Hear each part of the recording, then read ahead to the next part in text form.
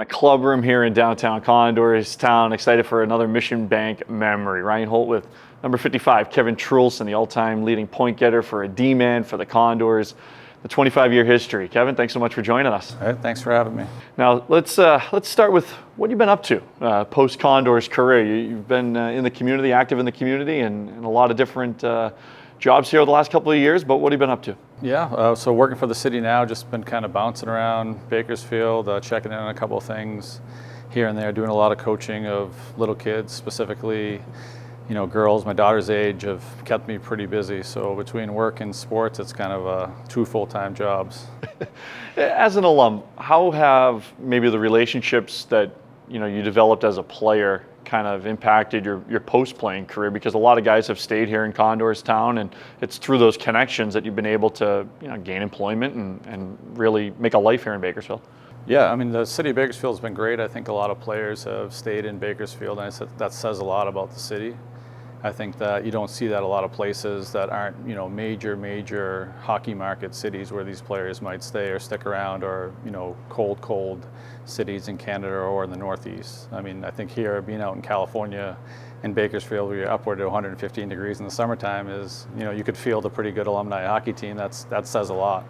I think that the community is, while I was playing, really bought into the team, and they appreciated the hard work and the way that team played, for sure. And I think that post-career for a lot of us is, people remembered that, and they saw that work ethic, and we might not have had the experience that they were looking for work-wise, but they knew that what we could bring is maybe once they taught us or showed us a couple of things, that they were going to get a good worker out of it. So I think that the community's been great to us as a whole, not just myself, but to a lot of the guys that are still here. And we'll always have, that bond for us to the people that played here and, played hockey in general. Hockey's such a small niche group of people that have played it.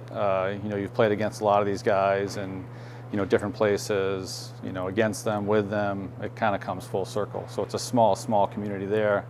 And, hockey guys and players tend to stick together. So it's been good. You work for the city now, and obviously this community has come together over the last 25 years from where it was in 1998. It was a hole in the ground where we're sitting right now. When you look at the Condors now from your perspective, how important are the Condors to this community and to being an entertainment venue for the city? I think it's a huge benefit to the city to have the Condors here. I think that people get behind the team. It gives them something to root for. I've always believed, from a young kid, that sports gives people that outlet that's different from their reality, right? It's kind of like that entertainment value that you can count on something or come to see something. Forget about your normal problems for 2.5 hours, to watch a team play. Obviously, where both you and I grew up, you had the Red Sox and the Patriots, the Bruins and the Celtics of the 80s kind of did that for a lot of people. I think here is, people have flocked to the Condors. They've come, they've showed up, they've bought things, they've really supported the team. So I think that it's, the people and the team are a great combination. I think it's, great for the arena. It keeps it busy for 7-8 months out of the year. And, the past couple of years, especially when, Jay Woodcroft was here, the team's been great, super competitive. And, that's what this city likes and needs, a hard-working team that can win. So let's talk about those hard-working teams, because when you started your playing career, you started on the opposite side of a pretty intense rivalry with Fresno and Bakersfield. You started with Fresno. You saw both sides of the rivalry. Take me back to those days and being a Falcon, but also recognizing that there's a pretty good Highway 99 rivalry between the two cities. Yeah, and I think it's unfortunate too that some of those teams have gone away, and that's the benefits of Bakersfield too, right? That they've been able to survive through all these different teams that have come and gone, especially in California. I think that when you get in those intense rivalries and you're playing each other 8 to 12 times a year, after the first couple of times, you really begin to hate these people and things that they do, get under your skin and do those types of things. I think like anything else is, when the jersey changes, you got to flip pretty quick, right, from which team you're playing for and which team you're playing against, and that becomes a challenge at times. And you go out there and you're, battling, fighting, playing against people that you play with before, that you're friends, or people's weddings that you're in, or doing things with their kids, and you're bleeding and doing different things. I think that the fans got to experience quite a bit. I think it's, talked to Justin Fosbender about it, is I think the players remember some of those late games as playoff games, and he had told me once that it was the third game of the season, probably the most memorable game in the history of the Condors, of all the different things that happened in that game, and it had come from the year before of the 7-game series that kind of went down to the wire, and the Condors did some great scheduling of having the home opener against Fresno, and it turned out to be, like I said, probably the most memorable game in the history of the Condors. Yeah, take me through that game. Obviously, a big fight, a dramatic ending as well to that. You played a big role in that game as well too. Just when you think about memories, is that kind of what pops in your head as the most memorable moment as your time as a Condor? Yeah, I think I was lucky enough to be part of the first playoff series win for the Condors. That was obviously a huge game. I think going back to the Fresno game was obviously the most memorable second period goal in the history of hockey. I think is that be able to score from the other end of the ice with the goalie in. As I still get questions to this day of people ask me when I'm going to do it again or when I'll see it, and my answer always is probably never again. It was wasn't the greatest shot in the world. I think that the goalie just wasn't paying attention for a second and lost it. But I mean, to combine that game with that goal, as well as the bench clearing fights, and then another fight in the third period, and then another one in the third period, and then at one point I had thrown a water bottle that hit Matt Thomas, and Matt Thomas going psycho of the other team, and the refs being so confused what was going on the ice that nobody knew what happened, and it kind of just carried over for a long time until it went right to the end, until Fresno was gone. I mean, we knew Fresno was leaving, and it didn't stop the rivalry or things like that, and people forget that they left 15, 20 games into a season. It wasn't that they were gone the next season. You talk about the rivalry and playing in front of these fans here in Condors town.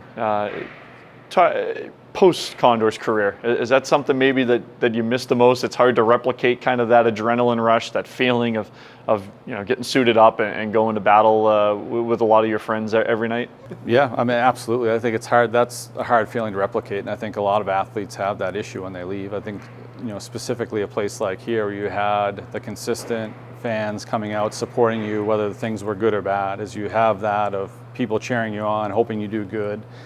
I think also the camaraderie is when you're around a bunch of people that close for, that so long of a time, it's hard to replicate and expect that from somewhere else. I mean, I was thinking about this morning that, we had bus trips where buses broke down and we had a walk home at places, and buses going the wrong way on the Grapevine. Is that telling those stories to people it's hard to understand or think they're true unless you were there with us, right? You become so close, it is like a family, and you're spending X amount of hours for days at times with people, and then when you have the break, you're seeing them 10 hours from now anyway. So it's those things that you never get once you leave the game or leave the sport. So that's been the toughest thing, and I think at 40-something years old now, is that would I go back and do it again, or could I do it in my head? Of course I would. So I mean, I think that's where it's at, is any of us would go back from probably what we're doing now, and it's not a slight of what we're doing now. It's just you can never replicate what that was, and I think that's really important when you're in this short window to take advantage of what you're currently doing. One final one before we let you go, and you kind of mentioned coaching. Kevin Truelson as a coach, Kevin Truelson as a player. What are the things you've learned as a player that, now as you coach your daughter's teams and coach youth sports here in Condorstown, what do you like as a coach? I think the coaching is at times it's strict. I think to some point, I think that there's always a little bit of mixture. It's a little bit difficult with the little kids at a time, is that it's a big learning opportunity for them. So I think from the coaching, I think we've all learned that's been in that, is that probably teachers don't get paid enough, right? Is that you can see it as a coach with some of the kids, and that as much as you teach them, they're still going to be kids at some point. I think it's much easier to be a player than a coach. I don't think you get any arguments from a coach on that side. I think that when you see it coming from a player as a coach, whether it's little kids or the same age as you can see some of those things are the challenges that a coach has. I mean, luckily for me, none of these little girls are getting paid, so I mean it makes it a little bit easier. But there's other challenges that come, and that you're dealing with. But I mean it's fun. The kids are great that I have. They do a great job. Big effort effort from the little kids out there when I'm coaching them. Well, Kevin, we appreciate the time. We appreciate you as a player. We appreciate you in your post-playing career as well, too. And thanks again. Appreciate it. Thank you, guys. It's been another edition of Mission Bank Memories. For more with Kevin and the rest of your 25th anniversary alumni team, head to condors.tv. I'm Ryan Holt. See you next time.